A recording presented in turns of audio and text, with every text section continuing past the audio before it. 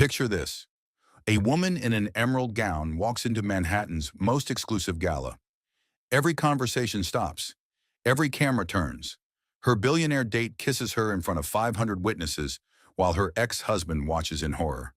But 18 months earlier, this same woman was sobbing in a bathroom stall, holding divorce papers that would strip away everything she thought she owned. Her husband had chosen his 26-year-old mistress over 8 years of marriage. The settlement left her with almost nothing. Worse, he was systematically destroying her career, ensuring she could never rebuild. Then her mother was diagnosed with terminal cancer. $200,000 in treatment costs. Her ex-husband's response when she begged for help? Not my problem anymore. That's when Madison Sterling made a choice. She wouldn't just survive his betrayal. She would turn it into his complete destruction. Tonight, you're going to hear how a broken woman became the most dangerous player in Manhattan's power game. How she infiltrated her ex-husband's biggest business deal. How she gathered evidence of embezzlement, sexual harassment, and corporate fraud. And how one night at a company gala, she didn't just get revenge, she got justice. This is the story of Madison Sterling, and it's about to begin. They say revenge is a dish best served cold. I served mine at the hottest event in Manhattan, and it burned down everything my ex-husband thought he owned. Picture this, the grand ballroom of the Plaza Hotel on a crisp October evening. Crystal chandeliers hanging like frozen tears above a sea of designer gowns and $1,000 tuxedos. The scent of imported roses mixing with the sharp tang of aged champagne. 500 of New York's most powerful people gathered under one gilded roof, their conversations a symphony of whispered deals and barely contained ambition. This was the annual Cross Industries Gala, the kind of event that graced the society pages and determined who held real power in Manhattan's tech elite. Camera flashes erupted like paparazzi lightning, capturing every smile, every handshake, every carefully orchestrated moment of success. And there I was, Madison Sterling, walking through those mahogany doors in an emerald silk gown that cost more than most people's monthly rent. The fabric clung to my curves like liquid confidence, the color chosen specifically because it made my auburn hair look like fire in the chandelier light. Diamond earrings caught the glow from above, sending tiny rainbows across my décolletage. My makeup was flawless, my posture perfect, my smile serene as a Madonna. But 18 months earlier, I had been sobbing in a bathroom stall at Peterson, Blake and Associates, mascara streaming down my cheeks like black tears, clutching divorce papers that would strip away everything I thought I knew about my life. I had been Madison Cross then, corporate wife and trophy accessory, a woman so thoroughly diminished that I barely cast a shadow. The transformation was complete. Tonight, every head turned as I entered. Conversations stopped mid-sentence. Champagne glasses paused halfway to lips as 500 pairs of eyes tracked my movement across the marble floor. The whispers started immediately, rippling through the crowd like wind through wheat. Is that Madison Cross? I thought she disappeared after the divorce. Who is that man with her?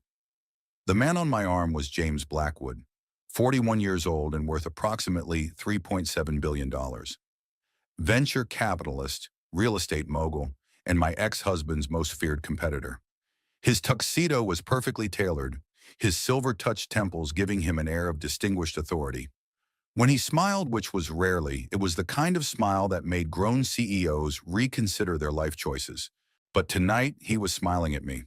Across the ballroom, frozen like a deer in headlights, stood Ethan Cross, my ex-husband, the man who had once told me I was nothing without him.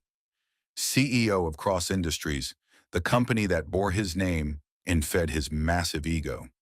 He was 42 now, still handsome in that polished Wall Street way, his dark hair perfectly styled, his smile practiced for cameras and investors alike.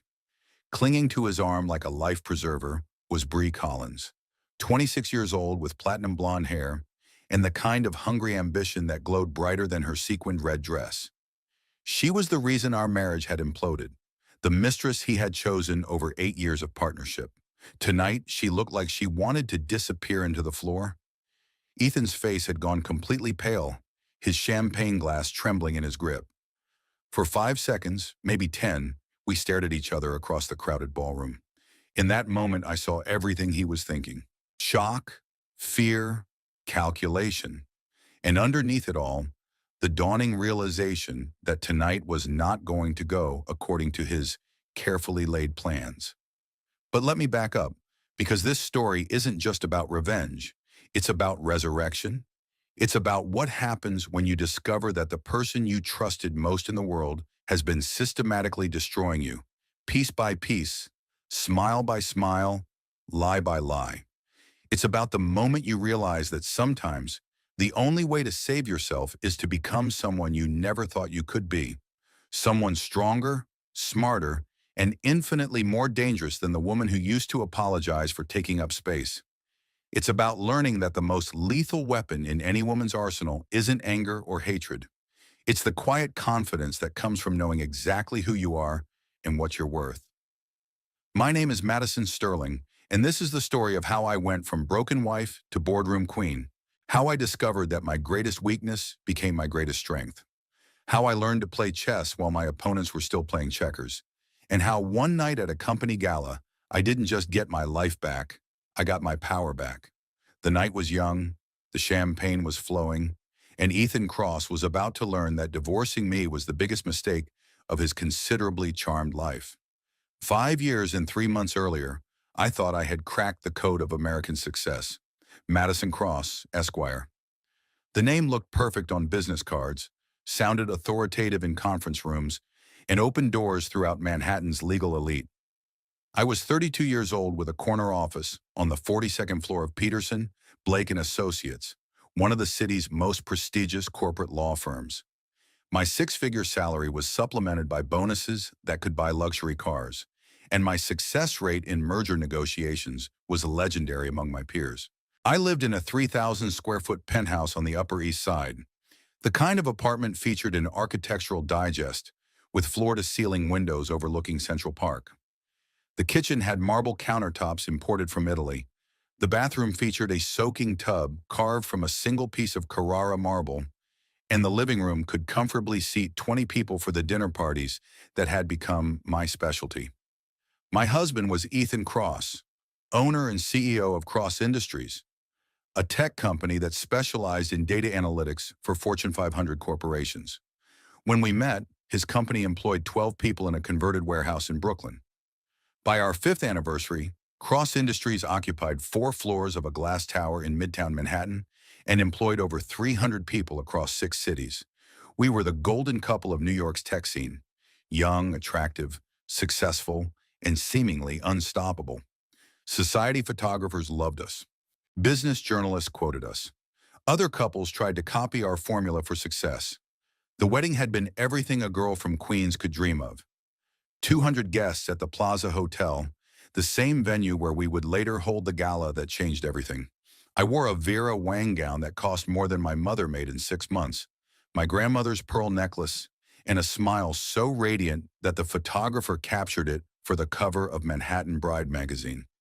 Ethan looked like a movie star in his custom tuxedo, his vows bringing tears to half the congregation. "Madison," he had said, his voice carrying clearly through the flower-draped ballroom, "you make me want to be the man I see reflected in your eyes. You are my partner, my equal, my inspiration. With you beside me, I can conquer the world." The reception lasted until 3 in the morning. We danced to Frank Sinatra, fed each other cake while cameras flashed, and accepted congratulations from senators, tech moguls, and entertainment industry titans. The honeymoon was 2 weeks in the Maldives, staying in an overwater villa that cost $15,000 per night. For the first 3 years, marriage felt like an extension of our perfect courtship. Ethan's business grew exponentially, and my legal career flourished alongside it. I made partner at Peterson, Blake, becoming the youngest woman in the firm's 90-year history to achieve that distinction. We hosted dinner parties where Supreme Court justices debated tax policy with venture capitalists.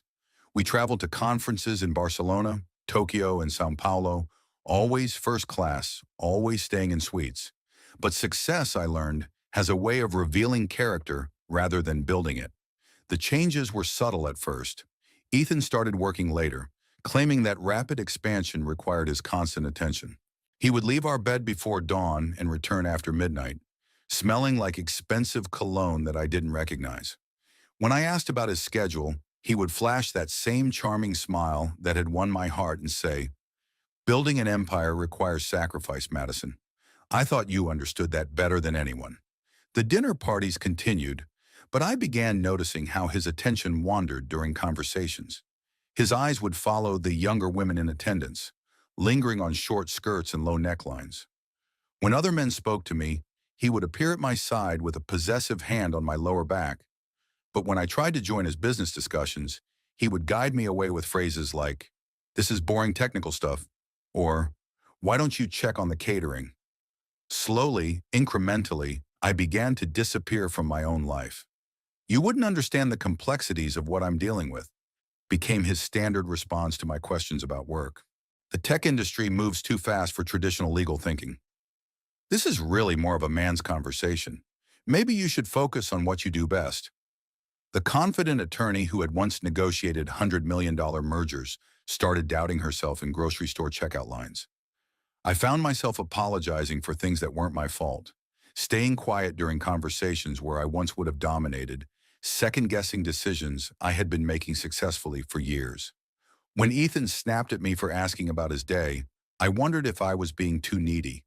When he criticized my appearance before important events, I assumed he was trying to help me look my best. When he dismissed my opinions about his business strategy, I told myself he was protecting me from unnecessary stress. I had spent 8 years in law school and corporate practice, learning to identify manipulation and gaslighting in opposing counsel.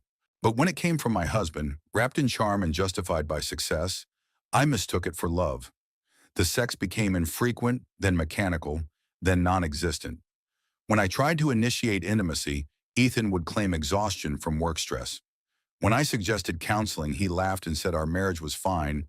I was just being insecure. When I pointed out that we hadn't made love in 3 months, he accused me of keeping score like an accountant. "Madison," he said one evening, as I sat across from him at our 12-person dining table, "successful marriages require understanding. I'm building something bigger than both of us.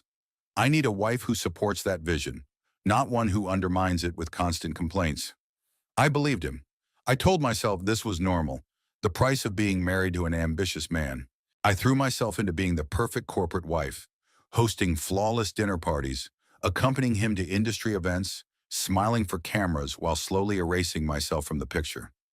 But erasure, I would learn, was only the beginning. What came next was systematic destruction, and it started with a strategy session that wasn't really a strategy session at all. The crack in my perfect life appeared on our 5th wedding anniversary, October 15th, 2018. I had spent weeks planning the evening. Reservations at Daniel, our favorite restaurant where Ethan had proposed 3 years earlier. I had purchased a new dress from Bergdorf Goodman, a midnight blue silk creation that hugged my curves and made my eyes look like sapphires. My hair appointment at the Frederick Fekkai Salon had cost $400, resulting in auburn waves that cascaded down my back like liquid copper. I had even splurged on the Louboutin heels that Ethan had once admired in a Vogue spread, the red soles peeking from beneath my hem like a secret promise. I was excited in a way I hadn't been for months. This would be our chance to reconnect, to remember why we had fallen in love, to rebuild the intimacy that had been slowly eroding under the weight of his success and my growing invisibility. The table at Daniel was perfect, tucked into an alcove with soft lighting and a view of the restaurant's famous dining room. I arrived early, ordered a glass of the Sancerre we had shared on our first date, and checked my appearance in my compact mirror. My makeup was flawless, my smile genuine for the first time in weeks. At 6:30, my phone buzzed with a text message. "Sorry, babe, emergency strategy session with the board. Rain check? Love you." I stared at the message for a full minute, my champagne flute halfway to my lips. Other couples celebrated around me while the maître d' approached with the concerned expression of someone who had witnessed many romantic disappointments. "Madame Cross, will Monsieur be joining you this evening?" "He's been delayed," I heard myself say. Perhaps I could wait at the bar.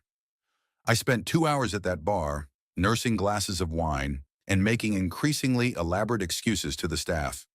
business emergency, important client, the demands of running a growing company. I had become expert at explaining away Ethan's absences, at making his neglect sound like noble sacrifice.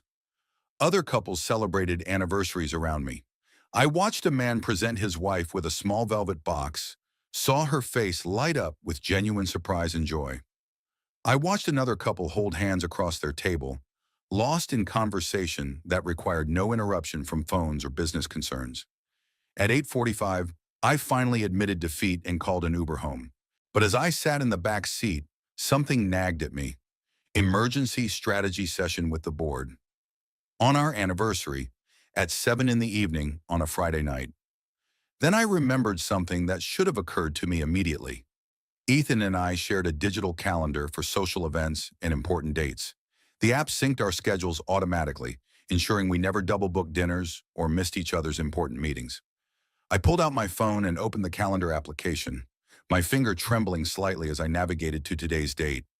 There it was, scheduled from 7 to 10 p.m. Strategy session with BC Bree Collins, the bubbly blonde marketing coordinator who had joined Cross Industries 6 months earlier, fresh out of Wharton's MBA program, with legs that seemed to go on forever, and a laugh that made every man in the room forget they were married. She was 26 years old, ambitious in the way that only comes from never having been told you can't have everything you want, and blessed with the kind of natural beauty that required very little maintenance. I had met her at several company events, always hanging on Ethan's words during presentations, always the first to laugh at his jokes, always positioning herself in his line of sight during meetings. When I mentioned her obvious attraction to my husband, Ethan had laughed and called me paranoid. "Bree is young and eager," he had said. "She reminds me of myself at that age. Pure ambition and determination. If you see something inappropriate in mentorship, maybe the problem isn't her behavior." But emergency strategy sessions didn't typically take place at the Mandarin Oriental Hotel. I had the Uber driver change destinations.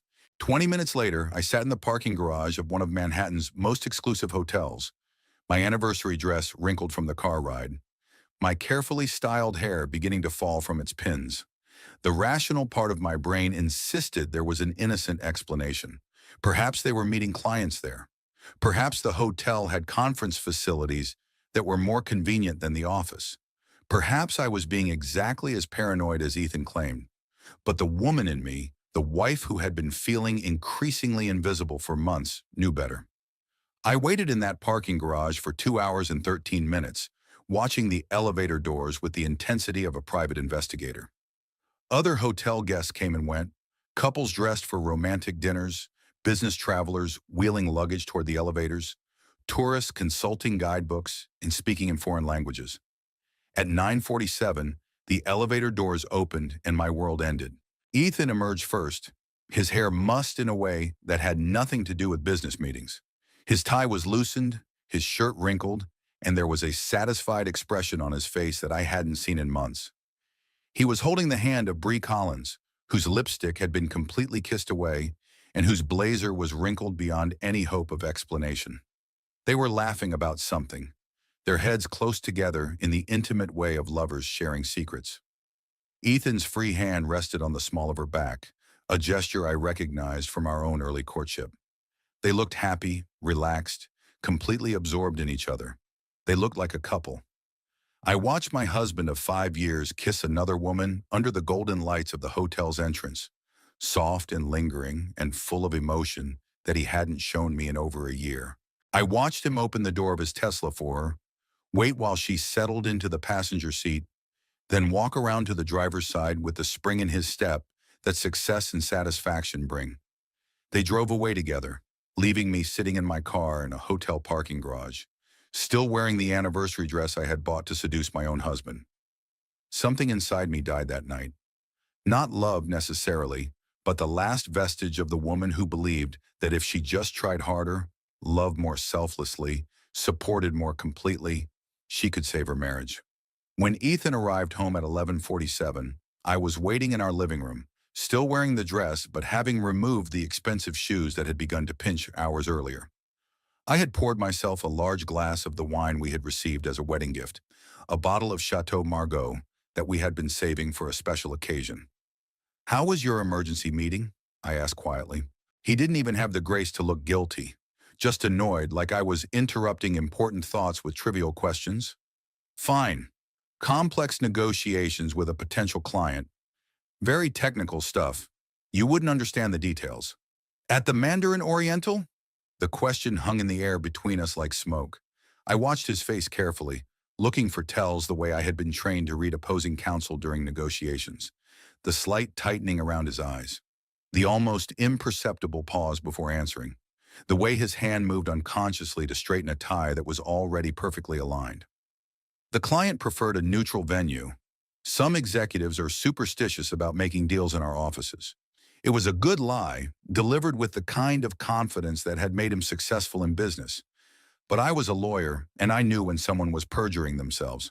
"Ethan," I said, setting down my wine glass with deliberate care, "I need to ask you a direct question, and I need you to give me an honest answer. Are you having an affair with Bree Collins?" The silence that followed was answer enough. It stretched between us like a chasm, filled with everything we weren't saying. Finally, Ethan sighed and ran his hands through his hair, a gesture I had once found endearing, but now recognized as a tell when he was calculating his next move. "Madison, you're being paranoid again. Bree is a talented employee with excellent instincts for marketing strategy. We work well together professionally. If you can't handle that I have female colleagues, maybe the problem isn't my behavior." It was masterful, really, the way he turned my legitimate concern into evidence of my personal failings. He made me the problem for asking questions about behavior that would have been suspicious to anyone with functioning eyes. But I wasn't going to be gaslighted again. Not tonight. "I saw you," I said simply, "at the Mandarin Oriental. I saw you kiss her." For the first time in our conversation, Ethan looked genuinely surprised. Not guilty, not ashamed, but surprised that he had been caught. "So you followed me," he said finally. "You hired someone to spy on me." "I didn't hire anyone. I went to the hotel myself. Even worse, my own wife stalking me like some kind of obsessed ex-girlfriend." Again, he was making me the villain in this story. I was the one behaving inappropriately by discovering his affair. "Ethan," I said, standing up from the couch with as much dignity as I could muster, "I'm going to ask you one more time. Are you having an affair with Bree Collins?" He looked at me for a long moment, his expression unreadable. Then something shifted in his face, and I saw a coldness there that I had never seen before. "Yes," he said simply. "I am. Non-racial." The confession should have hurt more than it did.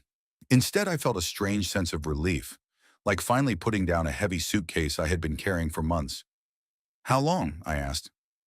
Ethan poured himself 3 fingers of scotch from the crystal decanter on our bar cart, taking his time with the ritual. When he finally looked at me, his expression was calm, almost clinical. 4 months, since the tech conference in San Francisco. 4 months. While I had been planning surprise dinners and buying lingerie and trying to understand why my husband seemed increasingly distant, he had been building a relationship with another woman. "Do you love her?" The question surprised both of us. It wasn't what a wronged wife was supposed to ask. I should have been screaming, throwing things, demanding explanations. Instead, I found myself genuinely curious about the logistics of his betrayal. Ethan took a long sip of scotch before answering. "Yes, I do." The admission hung between us like a blade. Not just sex, not just an affair, but love. Real emotion invested in someone who wasn't me. "And us?" I asked. "Do you love me?" This pause was longer, more telling. "Madison, we've grown apart. You have to see that. We want different things now." "What do I want that's so different from what you want?" "You want the old Ethan, the man who needed you to build his confidence, who relied on your advice for business decisions, who made you feel essential to his success." His voice was getting stronger, more confident, as if he had been rehearsing this speech. "But I'm not that man anymore. I've outgrown needing someone to validate my decisions or boost my ego." The words were like physical blows. "So I'm obsolete. You're stuck in the past. Bree sees me as I am now, not as who I used to be. She believes in my vision for the future instead of trying to anchor me to old patterns." I stared at this man I had loved for 8 years, married for 5, and realized I was looking at a stranger.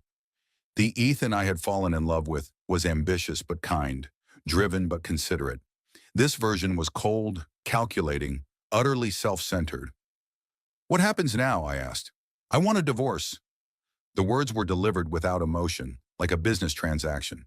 "I've already consulted with lawyers. My team thinks we can have this finalized within 6 months if you're reasonable about the settlement." Your team. He had been planning this for months while I was buying anniversary dresses. Reasonable how? The prenup is clear about assets acquired before our marriage. Cross Industries was established before we met, so the company remains entirely mine. The apartment was purchased with my earnings, so that stays with me as well. You'll receive alimony for 2 years, enough to establish yourself independently. I had helped build Cross Industries.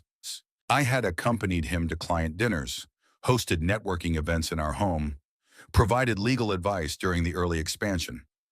My connections at Peterson, Blake had opened doors that accelerated his company's growth. But according to his lawyers, none of that mattered. What about the apartment? We had lived there for 3 years, had renovated it together, had hosted dozens of events that built his professional network. "You'll have 30 days to find alternative housing. I'll cover reasonable moving expenses." Reasonable. The word hung in the air like an insult. "And if I contest the divorce terms?" Ethan's smile was sharp, predatory. "Madison, you're a smart woman. You understand how litigation works. I can afford to drag this out for years while you burn through your savings on legal fees. Or you can accept a generous settlement and move on with your life."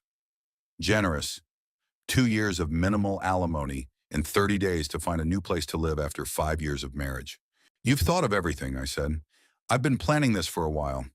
Bree helped me understand that staying in an unhappy marriage wasn't fair to either of us." Bree helped him plan my disposal. The girlfriend was participating in the dismantling of the wife. "I'll need time to think about this."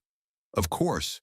But Madison, I hope you'll consider that fighting this will only make things uglier for both of us. I'd prefer to handle this with dignity." Dignity. The man who had been lying to me for 4 months while planning to divorce me wanted to handle things with dignity.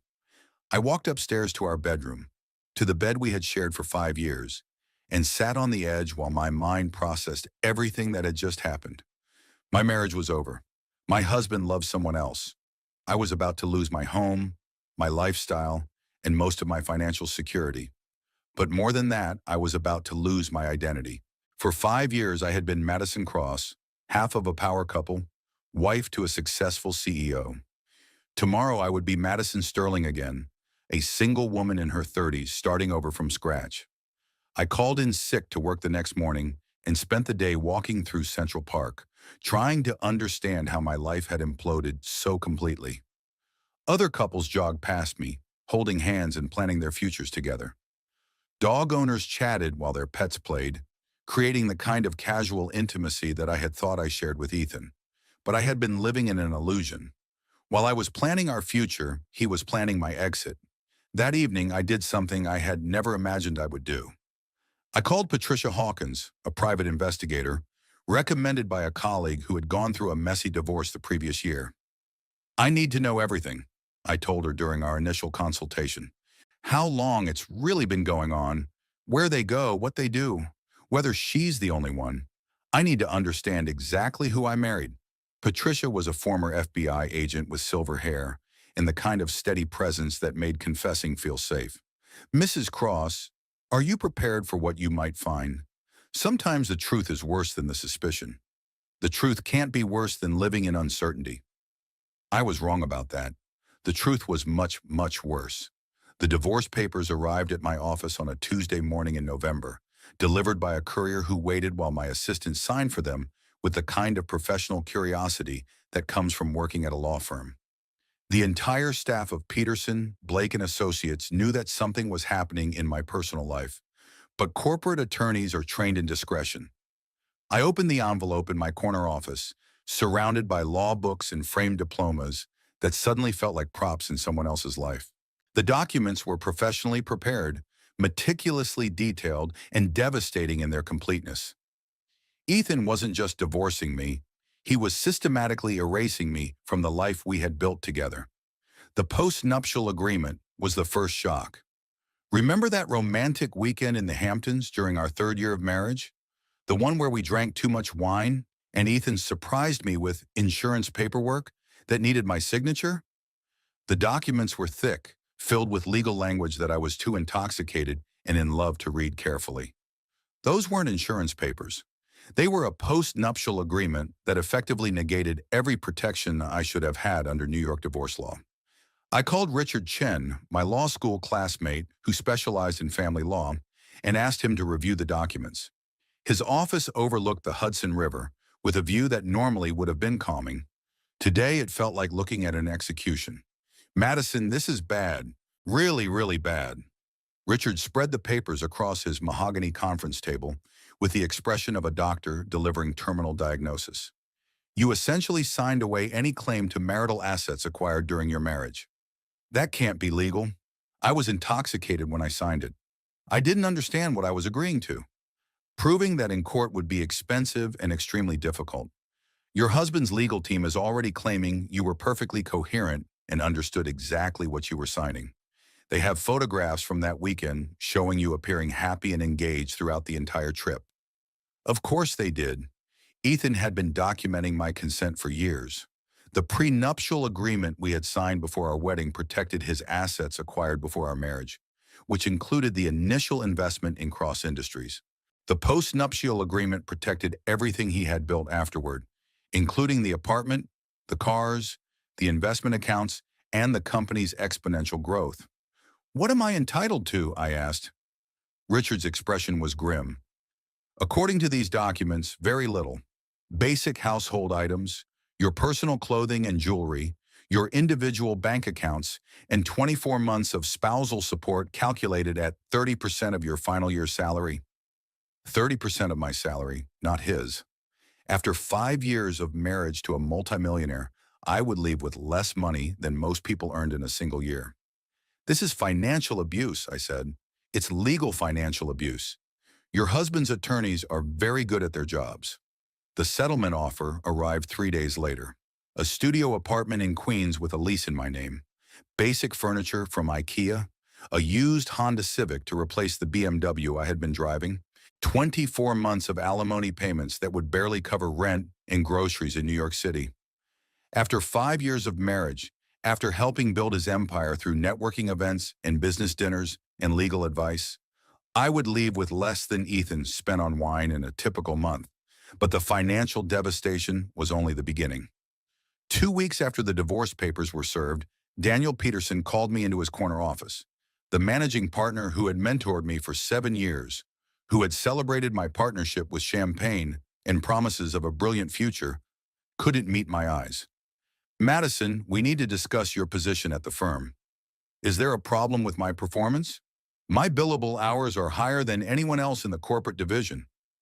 "It's not about performance, it's about conflicts of interest." Daniel leaned back in his leather chair, the same chair where he had offered me partnership 3 years earlier. "Your divorce from Ethan Cross creates potential ethical issues for the firm." "What kind of ethical issues?" "Cross Industries is a significant client for several firms in Manhattan.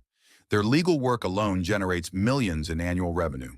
Some of our existing clients have expressed concerns about confidentiality and potential conflicts if we continue employing you." Translation: Ethan's company was more valuable than my career. "You're firing me because I'm getting divorced?" "We're restructuring the corporate division. Your position is being eliminated as part of broader cost-cutting measures." It was corporate speak for, "Your ex-husband has more influence than you do, and we can't afford to lose his business over your hurt feelings." The severance package was minimal. 2 months' salary and basic health insurance coverage through the end of the year. After 7 years of building my reputation at one of Manhattan's most prestigious firms, I was being discarded like a liability. Within 6 weeks of Ethan serving divorce papers, I had lost my husband, my home, my job, and most of my social circle. The friends we had cultivated together chose sides with the inevitability of middle school politics, and they chose the successful CEO over the bitter ex-wife. I moved into a studio apartment in Astoria, with a view of a brick wall and kitchen appliances that hadn't been updated since the 1990s. The rent was $800 more per month than my alimony payments. My savings account, once healthy enough to fund European vacations, was drained within 3 months. The job search was humiliating. No major corporate firm would touch me, and smaller practices couldn't afford to pay a salary that would cover my New York City living expenses. I interviewed for positions that paid half my previous income and was told I was overqualified, which seemed to be code for too expensive and too likely to leave for something better. After 4 months of unemployment, I finally found work at Sterling Martinez Associates, a boutique consulting firm in Brooklyn that specialized in helping small businesses navigate corporate legal issues. The commute was 2 hours each way on the subway, but the salary was enough to keep me housed and fed.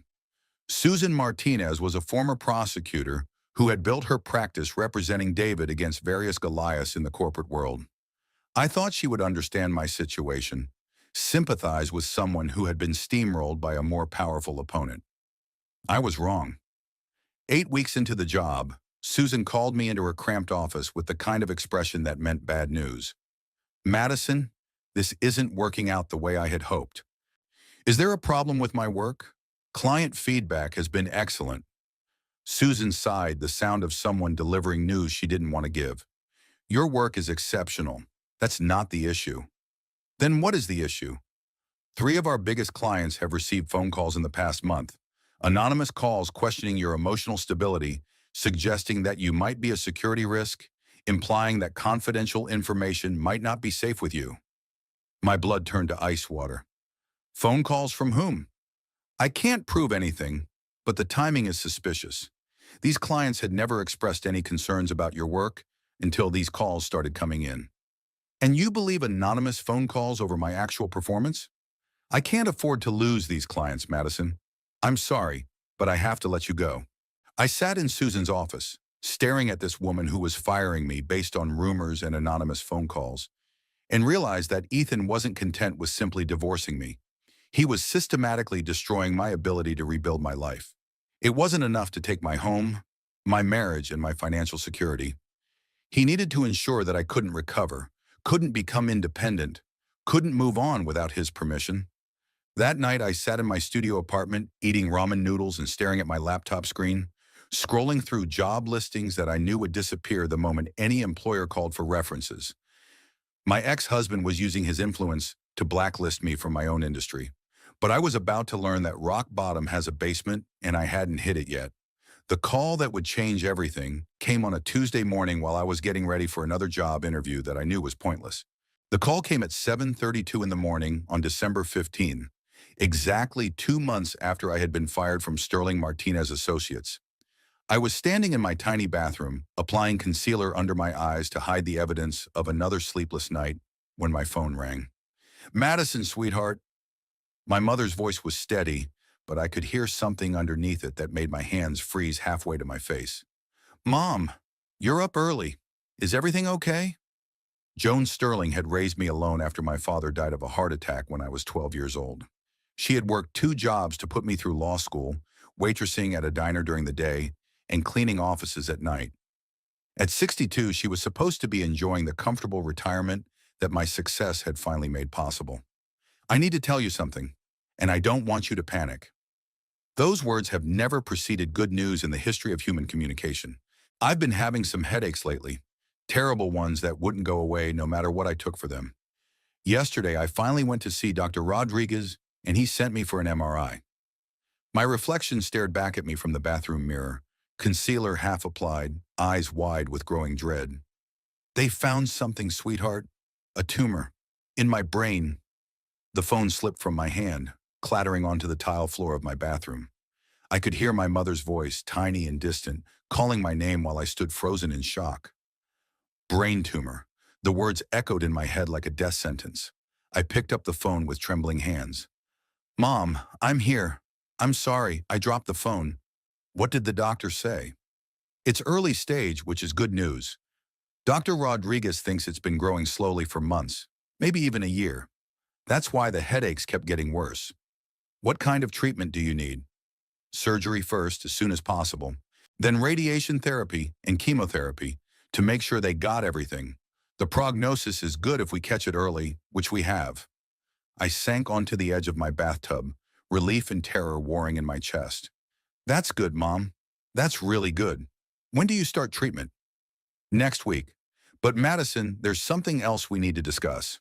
The pause that followed lasted exactly long enough for me to understand that the nightmare was just beginning. The insurance will cover most of the treatment, but not all of it.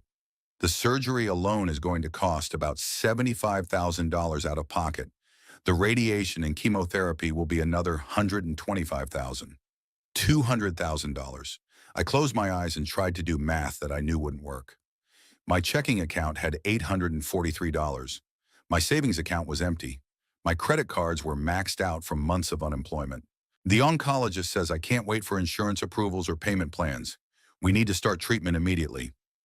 $200,000 to save my mother's life, and I had less than $1,000 to my name. Mom, don't worry about the money. I'll figure it out. It was a lie, and we both knew it. But it was the lie a daughter tells her dying mother. The lie that says everything will be okay, even when the world is ending. After we hung up, I sat on my bathroom floor and cried until I thought I might dehydrate. My mother, the strongest woman I had ever known, was facing the fight of her life while I couldn't even afford groceries. That afternoon, I did something I had sworn I would never do. I called Ethan. He answered on the fourth ring, sounding distracted and slightly annoyed. Madison, what do you want? I thought we agreed to handle all communication through our lawyers. My mother has cancer. Adieu. The words came out in a rush, tumbling over each other in my desperation to make him understand the urgency. She needs surgery and treatment, and I can't afford it. I know we're divorced. I know things ended badly between us. But you know my mother. She always liked you. She always treated you like family. The silence on the other end of the phone stretched long enough for me to hear traffic in the background, the sounds of a busy life continuing while mine fell apart. I'm sorry to hear that, Madison, but it's not my responsibility anymore. The words were delivered without emotion, like he was declining a dinner invitation. Ethan, please, I'm not asking for charity. I'll sign a promissory note, pay you back with interest. I just need a loan to cover her treatment. His laugh was sharp, cruel. Pay me back with what money? You can't even hold down a job. You're the reason I can't hold down a job. Suck it in.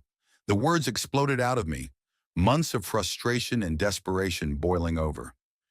You've been sabotaging every opportunity I get, calling my potential employers, poisoning them against me before I even have a chance. That's a very serious accusation, Madison. Do you have any proof of these supposed phone calls? Of course I didn't. He was too smart to leave evidence, too careful to create a paper trail that could be traced back to him.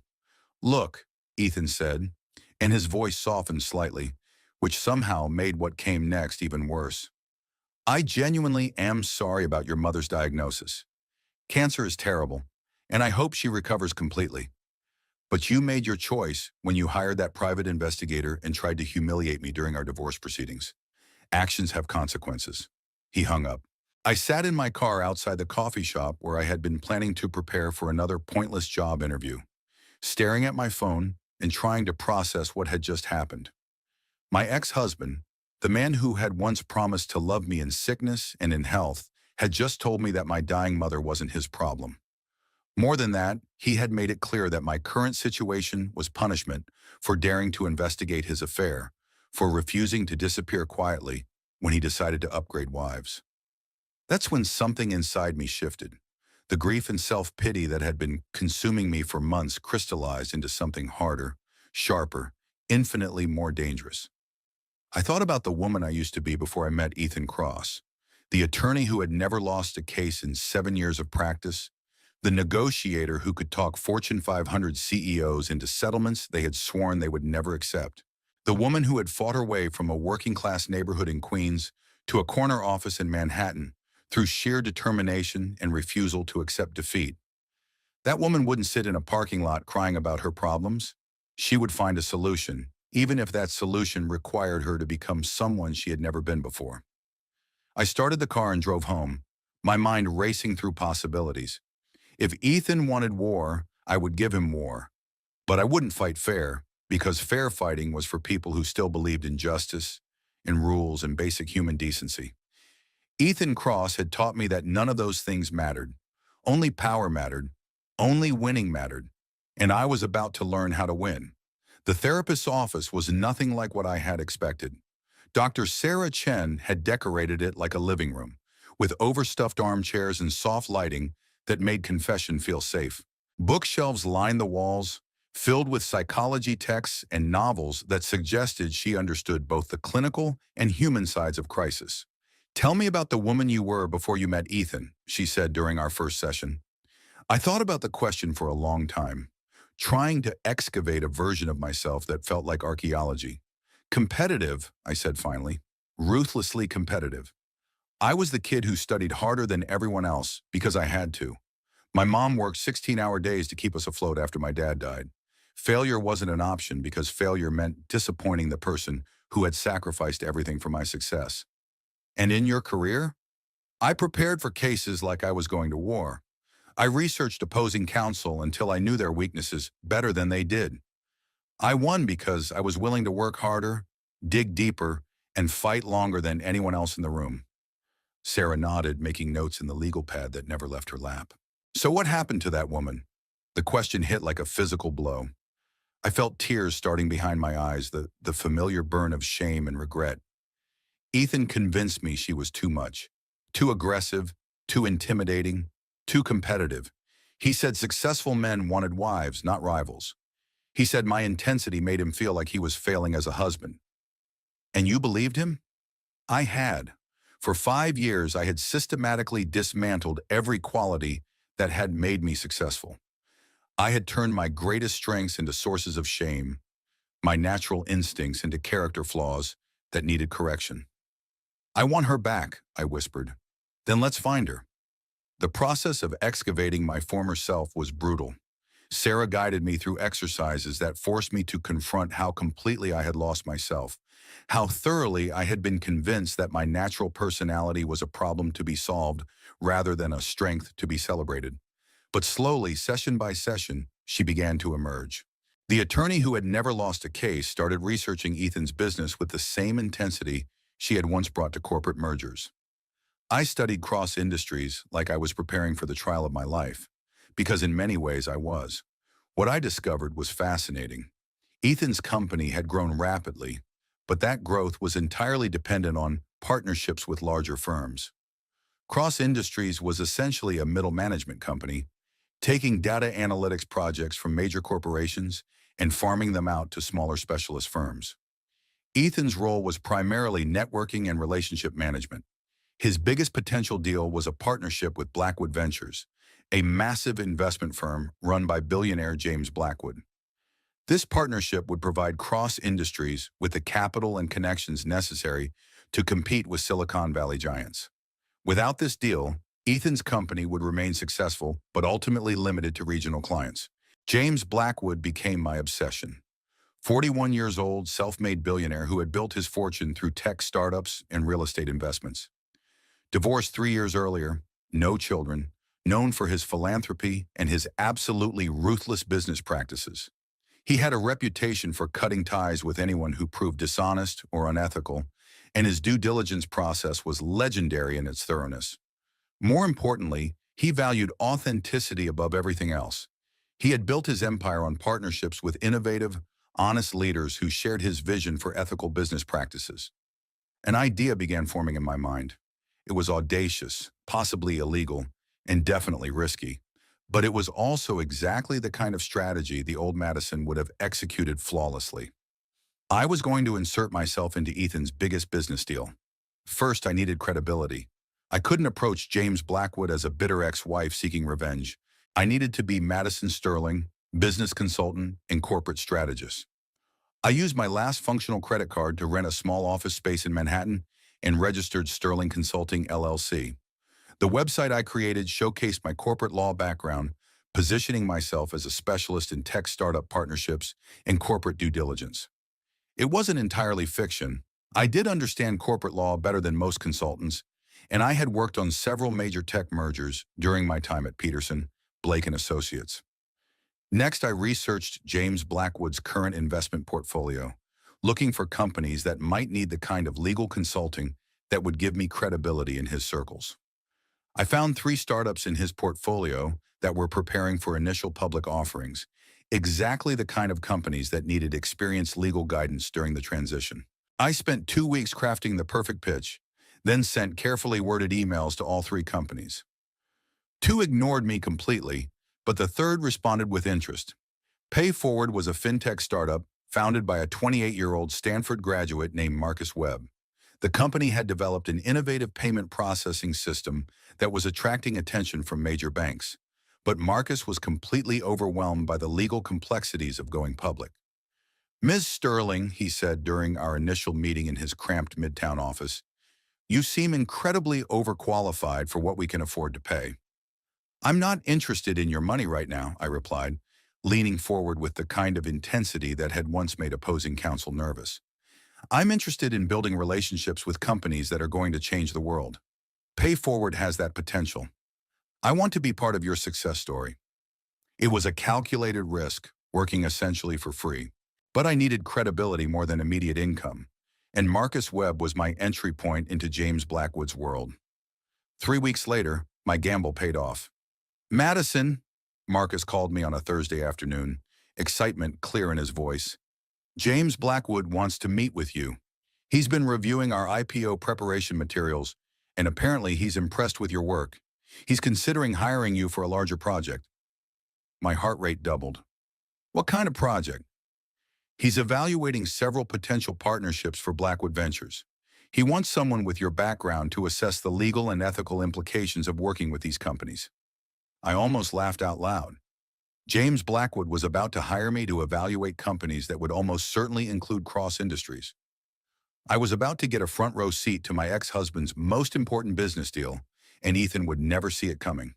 The Blackwood Ventures headquarters occupied the top 3 floors of a glass tower in Midtown Manhattan, with views that stretched from the Hudson River to Brooklyn Bridge. The lobby was elegant without being ostentatious, filled with contemporary art and the kind of quiet efficiency that whispered serious money. I arrived 20 minutes early, wearing my best remaining suit and carrying a briefcase filled with research I had compiled on James Blackwood's business philosophy and investment history. My hands were steady, but my heart was racing fast enough to power a small city. This was my one shot. If I could impress James Blackwood, I might actually have a chance at taking down Ethan. If I failed, I would be back to my studio apartment in Queens with no money, no prospects, and a dying mother I couldn't help.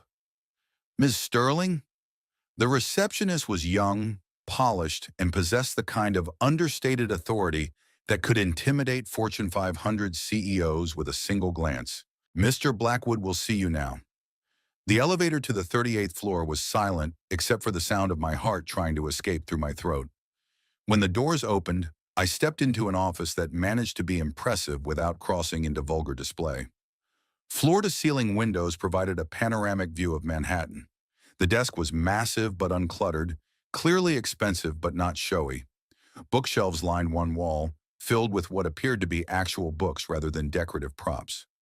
James Blackwood stood as I entered, and I was immediately struck by how different he was from Ethan. Tall, yes, but without the practiced charm that felt like performance. His handshake was firm without being aggressive, his smile genuine rather than calculated.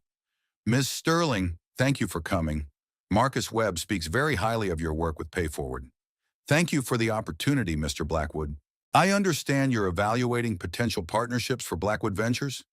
He gestured toward a seating area away from his desk, 2 leather chairs facing each other across a low table.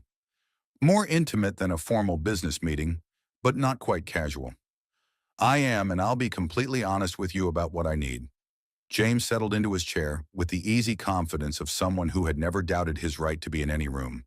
"I require someone with your legal background to help me separate legitimate opportunities from companies that look good on paper but have underlying problems." "What kind of problems concern you most?" James leaned back in his chair, studying me with an intensity that made me understand how he had built a billion-dollar empire before turning 45. "Ethical issues primarily, financial irregularities, leadership problems, toxic corporate culture, I've learned that no amount of potential profit is worth partnering with people who don't share my values. It was exactly the opening I had been hoping for. That's incredibly smart, I said, allowing my natural intensity to show. Corporate culture problems can destroy even the most profitable partnerships. In my experience, the biggest red flags are leaders who treat employees as disposable resources, who engage in personal conduct that reflects poorly on their business judgment, or who aren't completely transparent about potential conflicts of interest. Something flickered in James's eyes, a sharpening of attention that suggested I had hit a nerve. Interesting. Can you give me a specific example? The question felt like a test, and I had been preparing for this exam my entire adult life. Well, hypothetically, if a CEO was conducting an extramarital affair with a direct subordinate, that would raise serious questions about judgment, workplace harassment policies, and whether personal decisions might compromise business relationships. James nodded slowly, his expression giving nothing away. And if that CEO was using company resources to fund the affair? My pulse quickened. We were dancing around something specific now, and I sensed he was testing my ability to recognize exactly the kind of ethical problems he was concerned about. That would constitute embezzlement, regardless of the amounts involved. Even small misappropriations demonstrate a pattern of using corporate assets for personal gain. Investors should be extremely concerned about what other boundaries might be crossed. And if that same CEO was using his business influence to damage a former partner's career out of personal spite? Now I was certain we weren't speaking hypothetically. James Blackwood knew something about Ethan Cross, and he was evaluating whether I was smart enough to recognize the same red flags. That would suggest someone who prioritizes personal vendettas over sound business judgment. The kind of person who might sabotage profitable partnerships if they felt personally slighted or threatened. James was quiet for a long moment, his dark eyes never leaving my face. I could practically see him calculating, weighing risks and opportunities with the speed that had made him billions. Miss Sterling, I'm going to ask you a direct question, and I need you to give me a completely honest answer. His voice was calm, but there was steel underneath it. Do you have any personal connection to Cross Industries or its CEO, Ethan Cross? My mouth went dry. This was the moment of truth, the choice between maintaining my cover and gambling everything on honesty. I thought about my mother, dying while I struggled to afford her treatment. I thought about Ethan, probably planning his next move to destroy what remained of my career.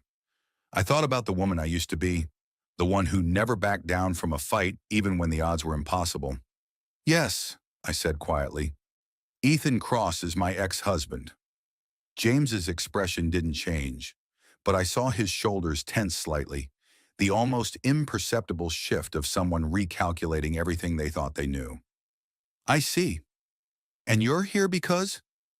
Because I know him better than anyone else you could possibly consult. And if you're considering a partnership with Cross Industries, you need to understand exactly what kind of man you would be doing business with. The silence that followed felt like an eternity.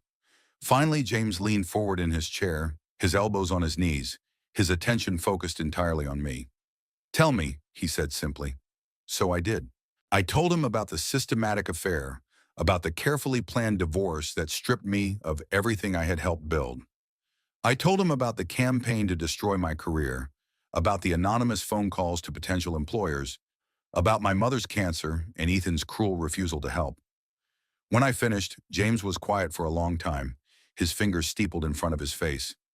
You realize this could sound like the revenge fantasy of a bitter ex-wife, he said finally. Yes, but it's also completely true, and I can prove most of it. Why should I trust you? I met his eyes directly, letting him see the determination that had carried me from Queens to Manhattan, from waiting tables to corner offices, from broken victim to dangerous woman. Because I'm risking absolutely everything by being here. If you tell Ethan about this conversation, he will destroy what's left of my life. I'm here because my mother's dying, and I can't save her with the resources I currently have. But I'm also here because Ethan Cross is exactly the kind of unethical partner you said you refused to work with. James stood and walked to his window, looking out at the city that had made both our fortunes and broken both our hearts in different ways. What do you want from me, Madison? A chance to prove I'm right. Let me conduct the due diligence on cross industries that you would perform on any other potential partner. If I'm wrong about Ethan's character, you can walk away knowing you made the right decision. If I'm right, you'll avoid a partnership that could seriously damage your reputation. He turned back to me, and something in his expression had shifted. And what do you get out of this arrangement? A chance to rebuild my career working with someone who values integrity. And maybe, if I can document Ethan's financial improprieties, a way to help save my mother's life. James studied me for what felt like hours, but was probably only seconds. All right, Madison Sterling, you have 2 weeks to prove your case.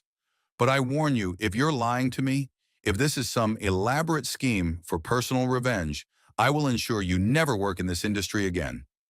I stood and extended my hand across the space between us. Deal. As we shook hands, I felt something I hadn't experienced in months. Hope. Real, genuine hope that I might actually be able to save my mother and reclaim my life. But I also felt something else. Something more dangerous. James Blackwood was attractive in a way that had nothing to do with his money and everything to do with his integrity. He was the kind of man who could make me forget why I was here, what I was fighting for. I couldn't afford that kind of distraction, not when I was finally close to getting my life back. 2 weeks became a month as I dove deeper into cross industries than I had ever explored during my marriage. What I discovered was worse than I had imagined, and I had imagined some pretty terrible things. Ethan hadn't just been careless with company funds. He had been systematically embezzling money for over 3 years, funding his lifestyle and his affair with corporate resources while his investors and employees remained ignorant of the theft. The amounts weren't large enough to trigger automatic audits, but the pattern was undeniable. Hotel suites charged to the corporate card for romantic weekends with Bree. Designer jewelry purchased through the company accounts as gifts for his mistress. A BMW lease paid for with Cross Industries money but registered in Bree's name. Even more damaging was the spa weekend in the Hamptons that was supposedly a corporate retreat for senior staff. According to the expense reports, 12 executives attended this strategic planning session. According to the hotel records I managed to obtain, only 2 people stayed in the presidential suite that weekend: Ethan Cross and Bree Collins. The paper trail was extensive once you knew where to look. Credit card statements, travel receipts, expense reports that didn't match actual business activities. Ethan had been treating Cross Industries like his personal bank account, confident that his charm and success would prevent anyone from questioning his expenditures. But the financial improprieties were only part of the story. I found evidence of the systematic campaign to destroy my career, email communications between Ethan and several law firms that were careful never to explicitly state that I shouldn't be hired, but managed to plant enough doubt to ensure that doors remain closed. I'm concerned about Madison's emotional stability following our divorce. Read one email to a managing partner at a firm where I had interviewed. She's been making some fairly serious accusations about my business practices. I worry that her judgment might be compromised by personal animosity. Another email, sent to a boutique consulting firm. Madison is brilliant, but she can be intense. Some clients might find her approach too aggressive.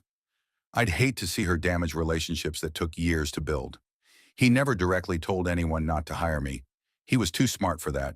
Instead, he planted seeds of doubt, subtle suggestions that I might be unstable, unreliable, or professionally dangerous.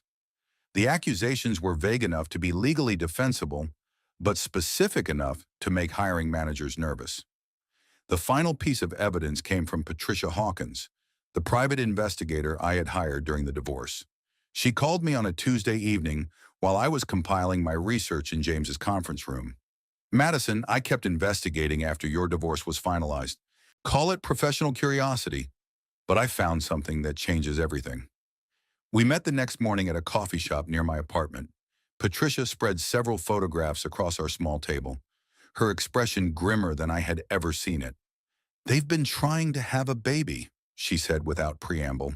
The photographs showed Ethan and Bree entering and leaving a fertility clinic in Manhattan's Upper East Side. The timestamps indicated they had been patients there for nearly 8 months. "Bree has been undergoing in vitro fertilization treatments," Patricia continued. "Hormone injections, egg retrieval procedures, embryo transfers. The whole process. My stomach clenched, not from jealousy but from understanding the legal implications. Patricia, please tell me you have documentation of how these treatments are being paid for. Her smile was sharp as a blade. Every single appointment, every medication, every procedure, all paid for with Cross Industries corporate credit cards. I sat back in my chair, my mind racing through the ramifications. If Bree gets pregnant while she's his subordinate employee, and if he's been using company money to pay for fertility treatments, it's a sexual harassment lawsuit waiting to happen, Patricia finished. Any competent attorney could argue that her career advancement was directly tied to her sexual relationship with the CEO. The company's insurance won't cover that kind of liability because it results from illegal conduct.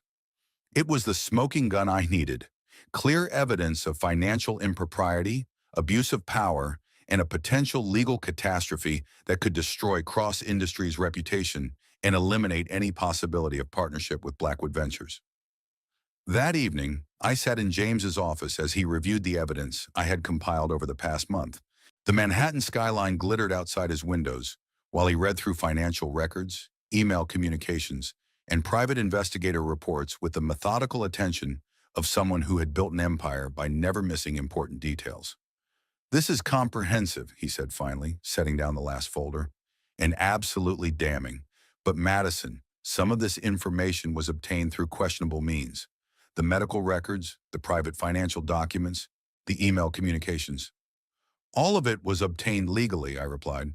"Patricia has contacts throughout the city who provide information that's technically public record, but requires knowing where to look.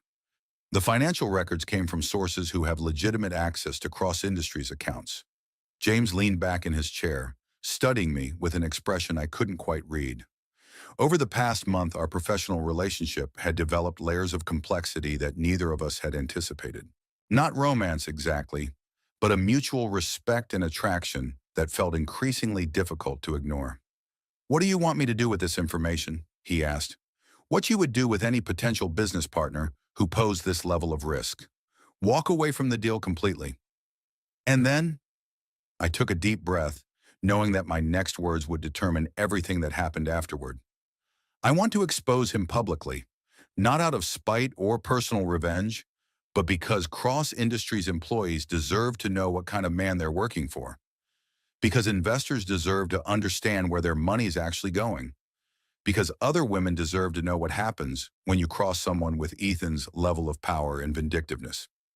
James stood and walked to his window, a gesture I had learned meant he was processing complex information and calculating multiple scenarios. "You realize this will destroy him completely," he said without turning around. "Yes, and it might destroy you as well. Going after a powerful man like this, even with substantial evidence, is extremely dangerous. He will fight back with every resource at his disposal. Let him fight. I'm not the broken woman he divorced 18 months ago." James turned to face me, and something in his expression made my breath catch in my throat. "No," he said quietly, "you're definitely not." The moment stretched between us, charged with possibility and attraction that we had both been trying to ignore. Then James's phone buzzed with a text message, breaking the spell. "The Cross Industries annual gala is tomorrow night," he said, reading the message. "Ethan has been trying to get me to attend for months, supposedly to discuss our potential partnership. I think it's time I made an appearance." My heart started racing. "James, if you show up there, especially with a date, Ethan will know something is wrong. He'll be suspicious." A slow, dangerous smile spread across James's face. "I wasn't planning to go alone." "What are you suggesting?" "I'm suggesting that tomorrow night, Ethan Cross gets to see exactly what he threw away, and then he gets to watch while it destroys everything he thinks he owns." I stared at James, understanding exactly what he was proposing. Walking into that gala would mean entering the lion's den, facing Ethan on his home turf while surrounded by his allies and supporters. But it would also be the perfect stage for his complete and total downfall. "Are you absolutely certain about this?" I asked. James moved closer, close enough that I could see the gold flecks in his brown eyes, smell the subtle cologne that somehow made me think of confidence and integrity. "Madison, I have never been more certain of anything in my entire life. The Plaza Hotel's grand ballroom looked exactly like it had in my fevered dreams for the past month. Crystal chandeliers cast golden light over 600 of Manhattan's most powerful people. The cream of New York society mingling with tech moguls, venture capitalists, and political figures whose decisions shape the city's economic future. I stood at the entrance in an emerald silk gown that had cost more than my monthly rent, James's hand steady and reassuring on my arm. The dress had been his suggestion, chosen to complement the diamond necklace he had insisted I borrow from his personal collection. My auburn hair cascaded in carefully styled waves down my back, and my makeup was flawless enough for magazine covers. This was it. The moment I had been planning, dreaming about, and dreading for months. The night when Madison Sterling would either reclaim her place in the world or be destroyed completely in the attempt. The reaction was immediate and electric. Conversations stopped mid-sentence throughout the ballroom. Camera flashes erupted like lightning, creating a strobe effect that turned our entrance into a Hollywood premiere. Every head in the room swiveled toward the doorway, toward James Blackwood and his mysterious, stunning companion. Toward me. I saw Ethan before he saw me. He was holding court near the bar, surrounded by investors and admirers, looking every inch the successful CEO in his perfectly tailored tuxedo. Bree clung to his arm in a red dress that was beautiful, but tried too hard to compete with women who had decades more experience navigating high society events. Ethan looked confident, relaxed, completely in control of his kingdom. This was his night, his celebration, his chance to cement the partnerships that would elevate cross-industries from regional success to national powerhouse. Then he saw me. The color drained from his face so quickly that I thought he might faint. His practiced smile faltered, then disappeared entirely. The champagne glass in his hand began trembling visibly as recognition and shock and something that looked like terror washed over his features. Bree followed his gaze, her own expression shifting from confusion to recognition to something approaching panic as she realized that the woman everyone was staring at was her lover's ex-wife. James squeezed my arm gently. Ready to make history? I've been ready for this moment my entire life. We walked into the ballroom together, and I felt the power dynamics shift in real time. Conversations that had been centered around Ethan suddenly redirected toward us. Investors who had been fawning over Cross Industries' CEO began gravitating toward James with the magnetic pull that billions of dollars exert in social situations. The spotlight that had been focused on Ethan's success story shifted to encompass the woman he had discarded and the billionaire who had claimed her.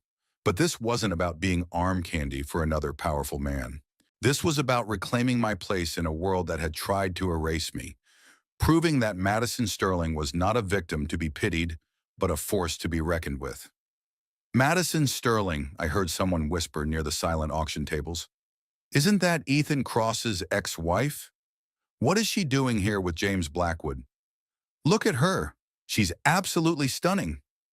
For the first time in over a year, people were talking about me not with pity or dismissal, but with curiosity, interest, and something that might have been envy. I was visible again, not as an appendage to someone else's success, but as an independent force worthy of attention. Ethan approached us near the champagne fountain, Bree trailing behind him like a reluctant shadow. His recovery was impressive. I had to give him credit. The shock had been replaced by his trademark charm, though I could see the calculation in his eyes as he tried to understand what game we were playing. James, he said, extending his hand with practiced warmth, I'm so glad you could make it tonight. This is exactly the kind of conversation I've been hoping we could have. Ethan. James's handshake was brief, professional, nothing more. Thank you for the invitation. I'd like you to meet my business partner, Madison Sterling. The words business partner hit Ethan like a physical blow. I watched him process the implications, his mind racing through possibilities and trying to calculate angles he couldn't see. Madison, he said carefully, his voice neutral but his eyes sharp with suspicion. You look, well, I am well, Ethan. Better than I've been in years, actually. Bree stepped forward with a smile that looked like it was carved from ice. I'm Bree Collins, Ethan's partner at Cross Industries. The pause before partner was telling. Even she wasn't entirely sure how to define their relationship in public. How nice to meet you, I replied with perfect politeness. James, didn't you mention that Cross Industries was one of the companies you were evaluating for potential partnership? James's smile was sharp enough to cut glass. Actually, Madison, after reviewing our due diligence materials, I've decided to pass on that opportunity. The words landed like bombs in the small circle around us. Nearby conversations faltered as people strained to hear what was clearly an important business discussion. Ethan's face went pale again. Pass. James, I think there might be some kind of misunderstanding. Cross Industries is exactly the type of innovative, ethical company that aligns perfectly with Blackwood Ventures' investment philosophy. I'm sure it is, James replied calmly. But I've learned some concerning information about Cross Industries' leadership practices and financial management. I can't in good conscience move forward with a partnership. The blood drained from Ethan's face completely now. Around us, I could see smartphones appearing as people began recording or texting frantically. This conversation would be all over social media within minutes. What kind of concerning information? Ethan asked, his voice strained with the effort of maintaining composure. James glanced at me, then back at Ethan. The kind that makes me question whether Cross Industries leadership maintains the ethical standards I require in business partnerships. Ethan's legendary control finally began to crack. This is about her, isn't it? He pointed at me, his voice rising above the diplomatic whisper appropriate for Gala conversations. She's poisoned you against me with lies and accusations. Whatever Madison has told you, she's lying. She's bitter about our divorce and can't stand that I've moved on and built something successful without her. The ballroom had gone almost completely quiet now. 500 of Manhattan's most powerful people were watching as Ethan Cross unraveled in public, his carefully constructed image cracking under pressure. Actually, I said, my voice carrying clearly in the sudden silence, this is about you using company funds to pay for your mistress's fertility treatments. About you systematically sabotaging my career after our divorce to ensure I couldn't rebuild my life. About you embezzling nearly $200,000 over 3 years to fund your extramarital affair. Gas rippled through the crowd like waves. Camera flashes erupted as journalists and socialites captured every moment of what was clearly going to be the scandal of the year. Reporters pushed closer, sensing blood in the water. Ethan opened his mouth to deny everything, but James smoothly withdrew a leather folder from inside his tuxedo jacket. We have comprehensive documentation, James said, his voice calm but carrying enough authority to command attention from every corner of the ballroom. Hotel receipts, credit card statements, medical billing records, email communications. All of it meticulously verified and legally obtained. Bree made a small sound of distress and stepped away from Ethan, her survival instincts finally overriding her romantic delusions. Smart woman. She could sense which way the wind was blowing and wanted to distance herself before the hurricane made landfall. Ethan looked around the ballroom desperately, seeing his empire crumbling in real time. Board members were whispering frantically among themselves.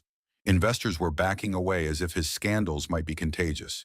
His carefully constructed network of power and influence was dissolving before his eyes. You'll never prove any of this in court, he said desperately, his voice cracking with strain. It's all speculation and circumstantial evidence assembled by a vindictive ex-wife. The Securities and Exchange Commission might disagree, I replied calmly. I filed a formal complaint this morning, along with all supporting documentation. I also initiated a sexual harassment lawsuit on behalf of Ms. Collins and any other female employees whose career advancement was tied to providing sexual favors to their supervisor. Bree's eyes widened in shock. She hadn't known about the lawsuit, but she was intelligent enough to realize that I had just thrown her a legal lifeline that could protect her from the fallout. Ethan's face twisted with pure rage. You vindictive bitch! I should have destroyed you completely when I had the chance, instead of being generous with the divorce settlement. The words hung in the poisoned air like an admission of guilt. Around us, smartphones captured every moment of his complete meltdown, ensuring that his tantrum would be preserved for posterity and shared across every social media platform in existence. James stepped forward, his voice dangerously quiet but carrying the kind of authority that made grown men reconsider their life choices. I think you should leave now, Ethan. Security is already moving in your direction, And anything else you say will only make tomorrow's headlines worse. Hotel security was indeed approaching, alerted by the commotion and the obvious distress of their high-profile guests. Ethan looked around wildly, seeing his kingdom crumbling, his reputation destroyed, his future imploding in spectacular fashion. "This isn't over," he snarled at me, his composure completely shattered. "Yes," I said with perfect calm, "it is." As security escorted Ethan from his own gala, the ballroom erupted in conversation. Reporters surrounded me with questions, cameras flashed continuously, and investors lined up to meet the woman who had just brought down one of Manhattan's most seemingly successful CEOs. But I only had eyes for James, who was looking at me with something that might have been admiration mixed with attraction and respect.